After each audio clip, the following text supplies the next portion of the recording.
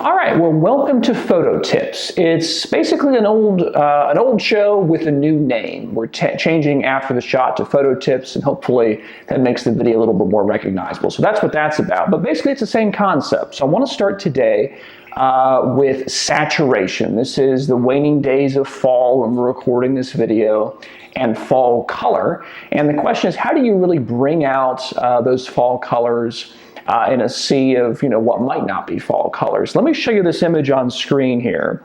Obviously, we have this wonderful tree right here.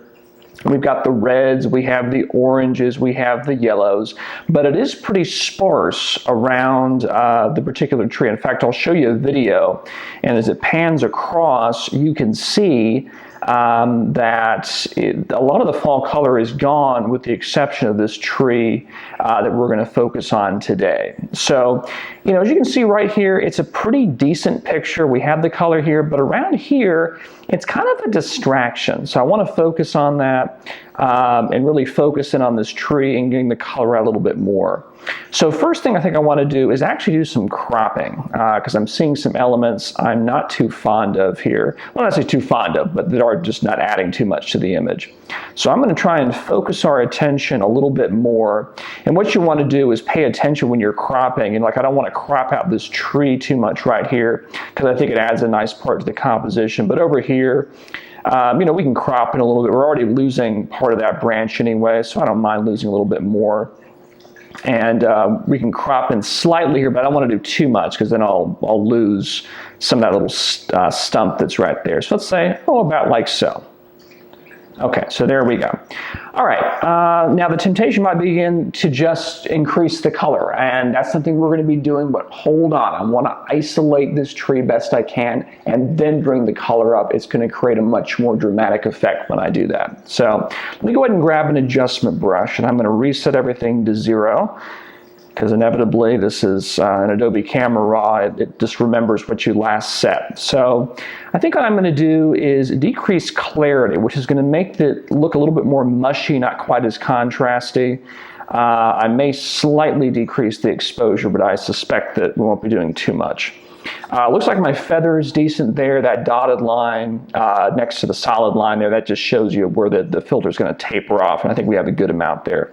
And Nala's trying to give me emotional support by rubbing against me there. Yes, sweetie, we're going to do this together. Okay, so here we go. So I'm going to go ahead and brush, and we'll go around like so. Just swoop around, about right there. Okay.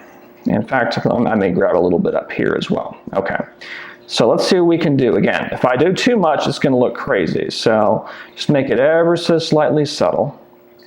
And I may increase my contrast a little bit there. And you can see we've actually increased now the emphasis on that tree. So now I'm going to go ahead and do another adjustment brush. And what that will do is we're going to paint it along the tree right here and actually make that a little bit more noticeable. So I'm going to say, about a 0.4 of a stop, almost half a stop. We may increase our clarity slightly, maybe a little bit in the contrast department. And we'll do a similar thing, just some nice strokes along here to make this tree pop out a little bit more. Now, I don't want to necessarily brush right in between here, so I'm going to go ahead and move my brush kind of up into this area. Okay, so I think that is fairly helpful. Let's see if I can increase maybe a little bit of clarity, maybe a little texture as well. Okay, I think that is getting me somewhere. Ooh, now she's leaving us, the cat's leaving us. All right, and then I want to really, let me not play with highlights. We're going to get into the individual colors here in a second, and then we'll tweak the brightness of the colors and saturation.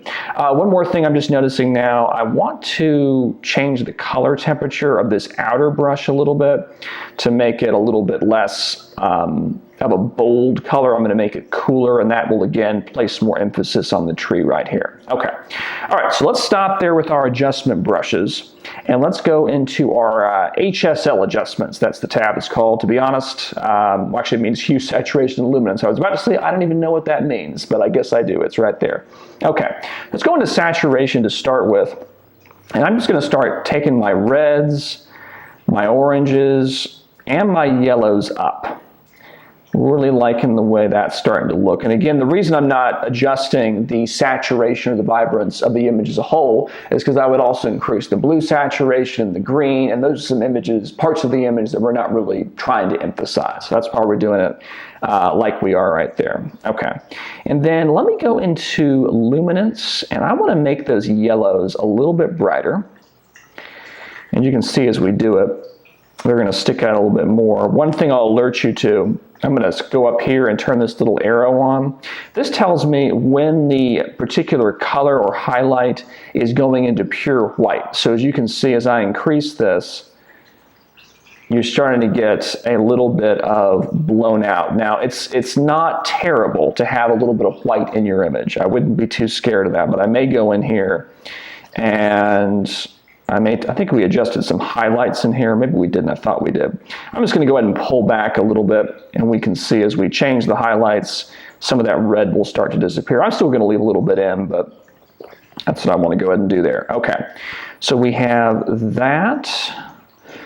Let's see here. I was trying to think if I want to increase maybe a little bit of the orange and red, not to the same extent as we did the yellow there. And I think I want to go ahead and back off slightly on the greens.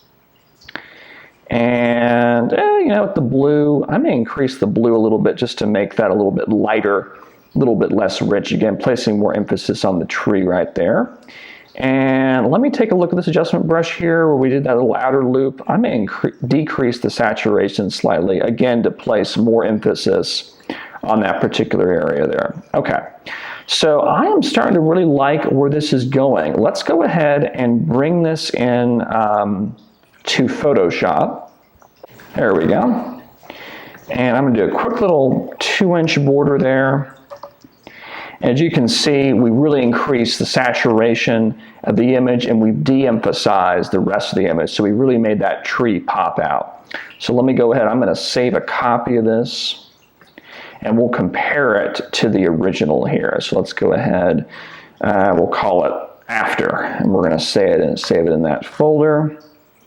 And let's go back to Adobe Bridge. Okay, so this is the before, and this is the after. Now, it may have looked at the beginning, you know, we weren't doing that much, but as you look at these images here, the before, far less saturation, a lot duller of an image, and then when we brought it into the actual Adobe camera raw in Photoshop, we were able to really bring that color out, make it a very nice looking image. And I think, as you see, this is really what we intended to do when we started, is to make this pop out like we did. So I do hope you enjoyed this episode of Photo Tips, a little bit shorter, but really essential tips to make your photos a little bit better. And on behalf of Nala and I, that I guess she took off, do appreciate you watching. You have a good day. Bye-bye.